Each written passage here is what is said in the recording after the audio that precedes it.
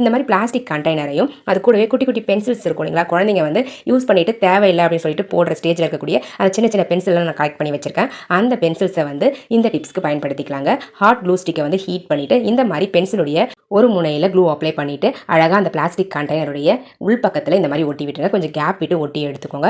பாருங்க ஃப்ரெண்ட்ஸ், இந்த டிப்ஸ்க்கு நீங்கள் ஹாட் க்ளூ ஸ்டிக் யூஸ் பண்ணீங்க அப்படின்னா தான் கரெக்டாக இருக்கும். பாருங்க ஃப்ரெண்ட்ஸ், அந்த பாக்ஸுடைய ஹைட்டை விட கொஞ்சம் கம்மியாக இருக்க மாதிரி பென்சில்ஸ் எடுத்து ஒட்டிக்கோங்க. அப்போ தான் நம்ம க்ளோஸ் பண்ணும்போது கரெக்டாக இருக்கும். பாருங்கள், ஃபுல்லாக ஒட்டி முடிச்சாச்சு. உள்ளேயும் சென்டர்லையும் ஒட்டி விட்டுட்டேன். அவ்வளோதாங்க ஃப்ரெண்ட்ஸ், நம்மளுடைய சூப்பரான நூல்கண்டெல்லாம் ஸ்டோர் பண்ணி வைக்கக்கூடிய ஒரு ஆர்கனைசர் ரெடி ஆயிடுச்சு. இந்த மாதிரி நூல்கண்டுகளை டேரெக்டாக நம்ம அப்படியே பாக்ஸில் போட்டு வச்சோம் அப்படின்னா ஒன்னோட ஒன்று சிக்காயிடும். நம்ம எடுத்து யூஸ் பண்ணும்போது அன்கம்ஃபர்டபுளாக இருக்குங்க.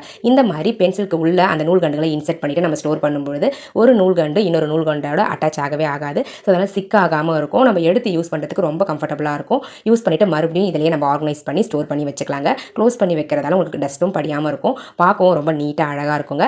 இந்த ஆர்கனைசர் உங்களுக்கு பிடிச்சிருக்கு அப்படின்னா மறக்காம இந்த வீடியோக்கு ஒரு லைக்கை தட்டி விட்டுருங்க.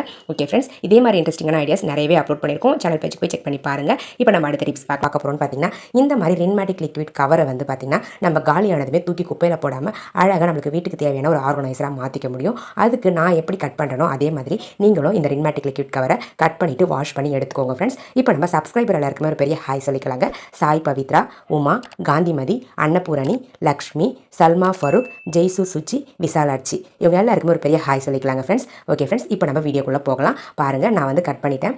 ஸோ இந்த மாதிரி ஃப்ரண்ட் லேயரையும் பேக் சைட் லேயரையும் எனக்கு பிடிச்ச மாதிரி அழகாக வந்து இருக்கிற மாதிரி கட் பண்ணி டிசைனாக எடுத்துக்கோங்க. உங்களுக்கு எப்படி தோணுதோ அந்த மாதிரி நீங்கள் கட் பண்ணி எடுத்துக்கலாம். பொறுமையாக கட் பண்ணிங்க அப்படின்னா உங்களுக்கு பிடிச்ச மாதிரி நீங்கள் கட் பண்ணி எடுத்துடலாங்க. பாருங்கள் ஃப்ரெண்ட்ஸ், பேக் சைடும் கட் பண்ணியாச்சு. இப்போ ஃப்ரண்ட்டில் வந்து பார்த்தீங்கன்னா ஜிக்ஸாக்காக இருக்க மாதிரி கட் பண்ணி விட்டுக்கலாம். அப்போ தான் நம்ம யூஸ் பண்ணும்போது கம்ஃபர்டபுளாக இருக்குங்க.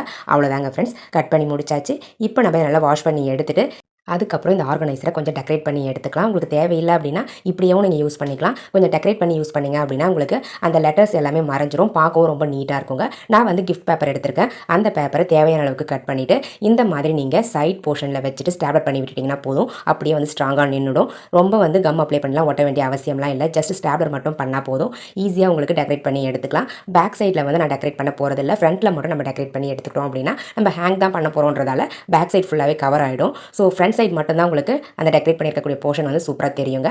மேலே ஜிக்ஸாக்காக கட் பண்ணுவீங்களா, அதுக்கேற்ற மாதிரி அந்த கிஃப்ட் பேப்பரை கட் பண்ணி நம்ம ரிமூவ் பண்ணிடலாங்க ஃப்ரெண்ட்ஸ்.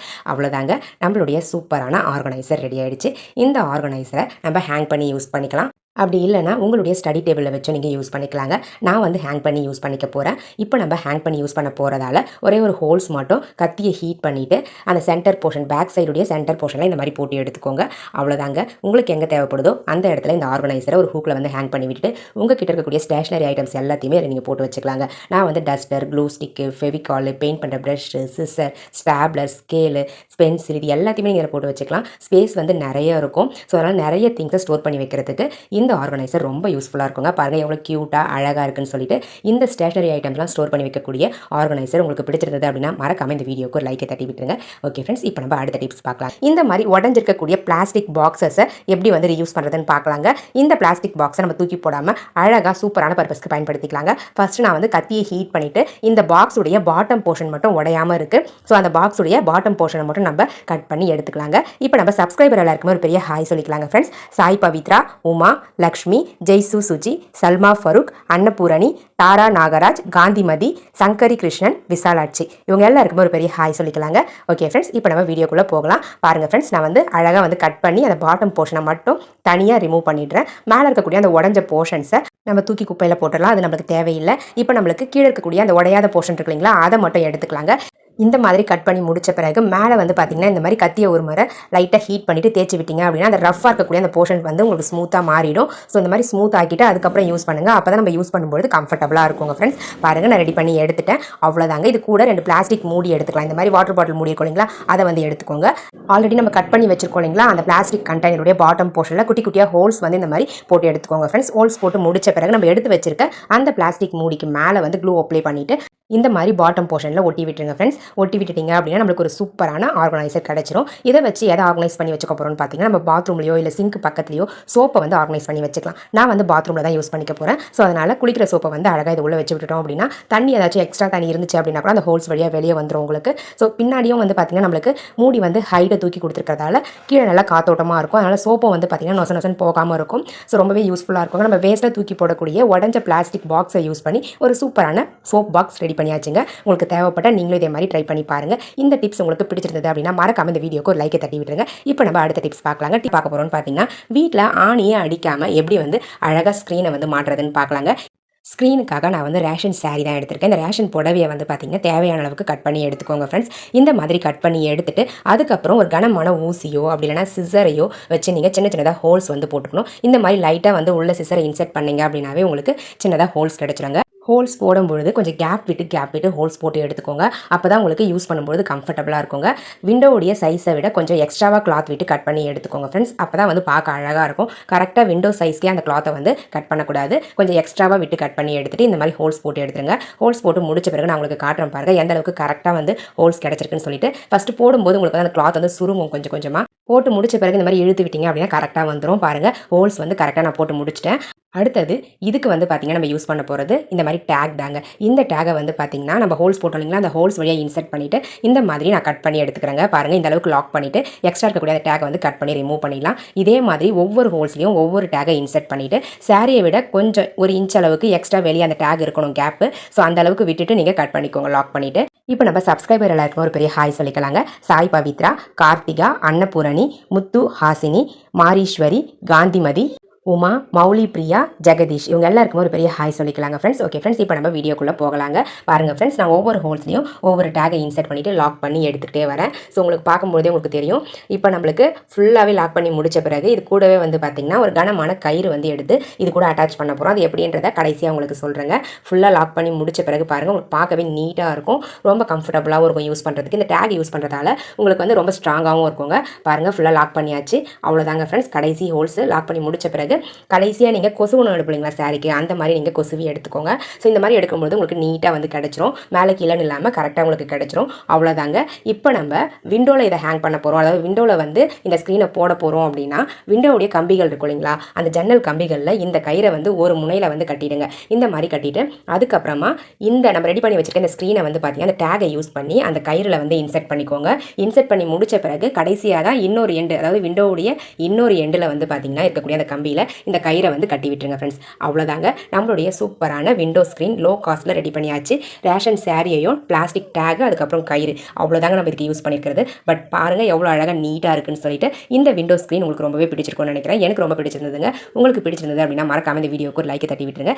இந்த மாதிரி செயின்ஸ், ஹூக் இருக்கக்கூடிய செயின்ஸ்லாம் குழந்தைங்களுக்கோ இல்லை பெரியவங்களுக்கோ போட்டுட்டு போகிறோம் வெளியே ஃபங்க்ஷனுக்கு அப்படின்னா நம்ம பயந்துக்கிட்டே இருப்போம் எங்கே கழண்டு விழுந்துருமோ அப்படின்னு சொல்லிட்டு.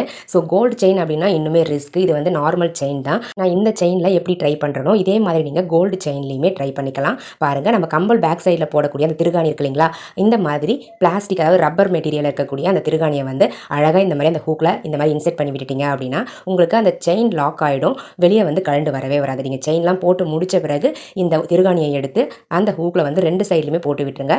ஸோ இந்த மாதிரி போட்டு விட்டுட்டீங்க அப்படின்னா செயின் வந்து மிஸ் ஆகவே ஆகாதுங்க. கோல்டு செயினாக இருந்தாலும் சரி, இல்லை இந்த மாதிரி கவரிங் செயினாக இருந்தாலும் சரி, இந்த டிப்ஸ் வந்து ரொம்பவே யூஸ்ஃபுல்லாக இருக்கும். நீங்கள் குழந்தைங்களுக்கு கூட இந்த மாதிரி அழகாக போட்டு விட்டுட்டிங்கன்னா எந்த டிஸ்டர்பன்ஸும் இருக்காது. எந்த டிஸ்டர்பன்ஸும் இல்லாமல் உங்களுக்கு அந்த செயினும் வந்து சேஃபாக இருக்கும். இதே மாதிரி பெரியவங்களுமே செயின் வந்து கோல்டு செயின் வியர் பண்ணும்பொழுது இந்த மாதிரி போட்டுட்டிங்க அப்படின்னா நீங்கள் தைரியமாக வந்து கழண்டு விழுந்துரும் அப்படின்ற பயம் இல்லாமல் போட்டுக்கிட்டு இருக்கலாம். உங்களுக்கு தேவைப்பட ட்ரை பண்ணி பாருங்கள். ரொம்பவே யூஸ்ஃபுல்லாக இருக்கும். இப்போ நம்ம அடுத்த டிப்ஸ் பார்க்கலாம். அப்புறம்னு பார்த்தீங்கன்னா இந்த மாதிரி பிளாஸ்டிக் வாட்டர் பாட்டிலுடைய அந்த வாய் பகுதியை வந்து எப்படி யூஸ் பண்ணுறதுன்னு பார்க்கலாங்க. அந்த வாய் பகுதியில் இருக்கக்கூடிய அந்த பிளாஸ்டிக் போர்ஷன்ஸ் ஃபுல்லாகவே கட் பண்ணி நம்ம ரிமூவ் பண்ணிடலாம். இந்த வாய் பகுதியில் இருக்கக்கூடிய அந்த ப்ளூ கலர் இருக்கு இல்லைங்களா, அந்த போர்ஷனை மட்டும் தான் நம்ம யூஸ் பண்ணிக்க போகிறோம். ஸோ அதனால் மேக்ஸிமம் கட் பண்ணுறவங்களும் கட் பண்ணிவிடுங்க. கட் பண்ணிவிட்டு அதுக்கப்புறம் இந்த மாதிரி பிடிச்சி இழுத்தீங்க அப்படின்னா அந்த கைப்பிடி தனியாக கழண்டு வந்துடுங்க. இப்போ நம்ம இந்த கைப்பிடியை தான் வந்து இந்த டிப்ஸ்க்காக பயன்படுத்திக்க போகிறோம். பாருங்கள் இந்த மாதிரி ஒரு ஹூக்கில் வந்து அந்த கைப்பிடியை ஹேங் பண்ணி விட்டுட்டு கிச்சனில் கரண்டிகள்லாம் ஹேங் பண்ணி வைக்கிறதுக்கு இந்த கைப்பிடியை நம்ம பயன்படுத்திக்கலாம். கரண்டிகள் மட்டும் இல்லைங்க, ஸ்பூன்ஸ்லாம் ஆர்கனைஸ் பண்ணி வச்சுக்கலாம். அதுக்கப்புறமா இந்த மாதிரி மத்து இருக்குங்களா, மத்து டீ வடிக்கிறது இது எல்லாத்தையுமே வந்து பார்த்திங்கன்னா இதுக்குள்ளே போட்டு வச்சுக்கலாம். அப்படி இல்லைனா லைட்டர் கூட இதுக்குள்ளே போட்டு நீங்கள் ஹேங் பண்ணிக்கலாங்க. உங்களுக்கு எப்படி தேவைப்படுதோ அந்த மாதிரி நீங்கள் யூஸ் பண்ணிக்கோங்க. ரொம்பவே கம்ஃபர்டபுளாக இருக்கும், ரொம்ப ஸ்ட்ராங்காகவும் இருக்கும்.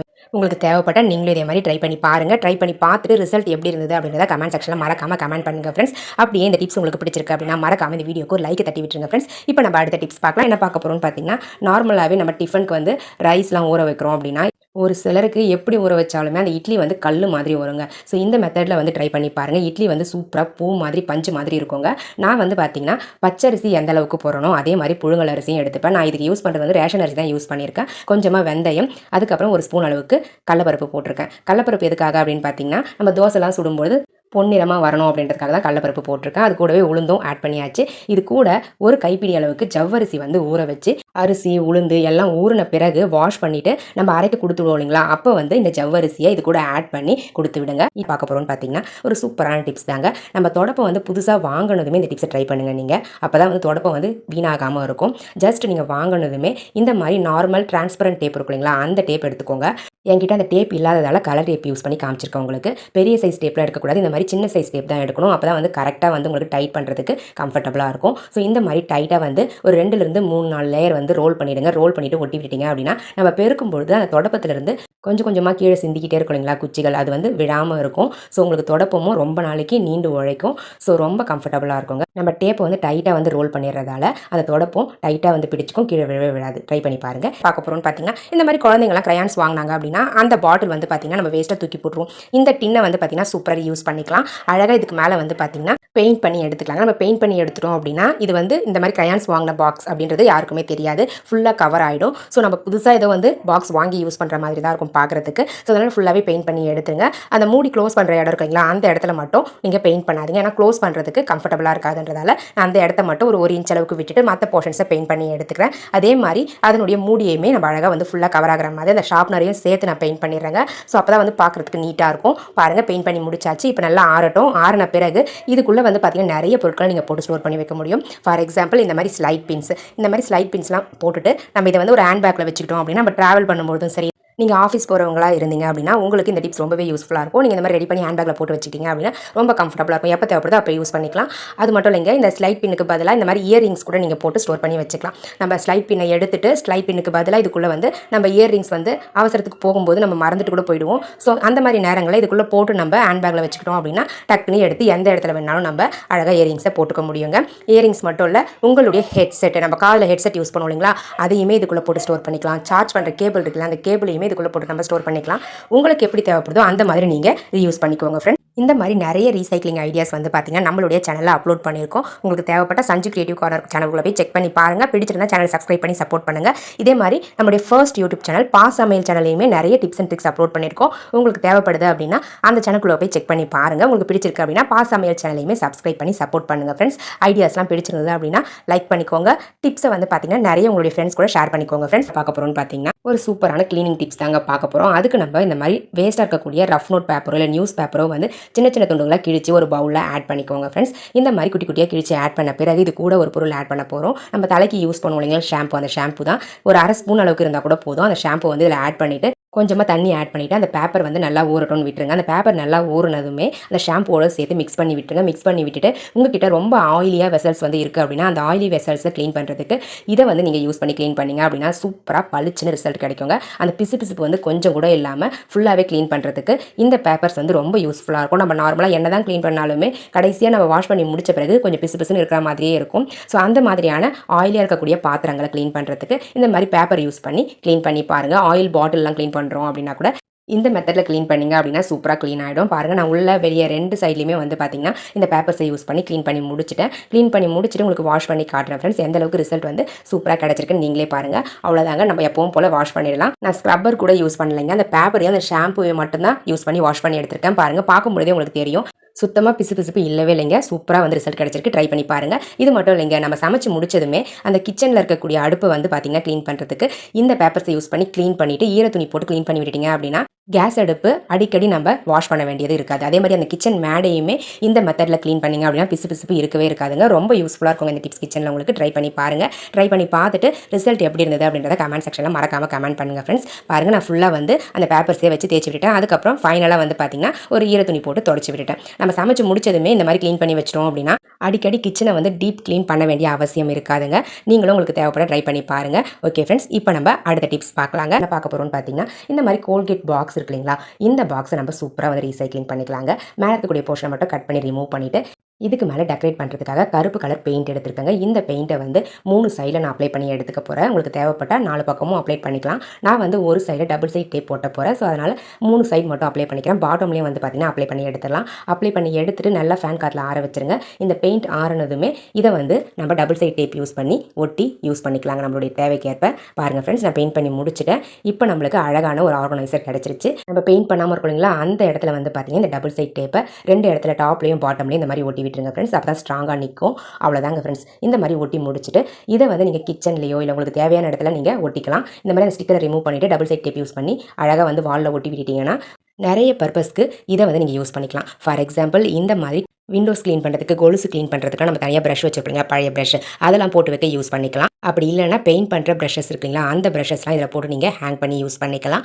அதுவும் இல்லை அப்படின்னா நீங்கள் இதை ஒரு ஃப்ளவர் வேஸாக கூட யூஸ் பண்ணிக்கலாங்க. ஸோ உங்களுக்கு எப்படி தேவைப்படுதோ அந்த மாதிரி நீங்கள் இதை யூஸ் பண்ணிக்கோங்க. பாருங்கள் ஃப்ரெண்ட்ஸ், பார்க்கவே எவ்வளோ நீட்டாக அழகாக இருக்குன்னு சொல்லிட்டு உங்களுக்கு தேவைப்பட நீங்களே இதே மாதிரி ட்ரை பண்ணி பாருங்கள். இந்த மாதிரி நம்ம வீட்டில் அருவாள் மணலாம் யூஸ் பண்ணுறோம் அப்படின்னா அது வந்து ரொம்ப மொக்கையாயிடுச்சு அப்படின்னா அறியவே முடியாது, ரொம்ப கஷ்டமாக இருக்கும். ஸோ இதை வந்து பார்த்திங்கன்னா இந்த மாதிரி நம்ம வீட்டுக்குள்ளவே வந்து ஷார்ப் பண்ணிக்கலாம். நம்ம இடிகள் இருக்கு இல்லைங்களா, அதை வந்து கவுத்து போட்டுட்டு அதுக்கு மேலே வந்து ஒரு 1/2 ஸ்பூன் அளவுக்கு சால்ட் வந்து போட்டு விட்டுருங்க. போட்டுட்டு இந்த மாதிரி நீங்கள் அழகாக அந்த அருவாமனையை வச்சு தேய்ச்சிங்க அப்படின்னா அதனுடைய முனைகள் வந்து பார்த்திங்கன்னா நல்லாவே ஷார்ப் ஆகிடும். ஸோ இதுக்காக நம்ம தனியாக கல்லுலாம் வாங்கணுன்றது கிடையாது.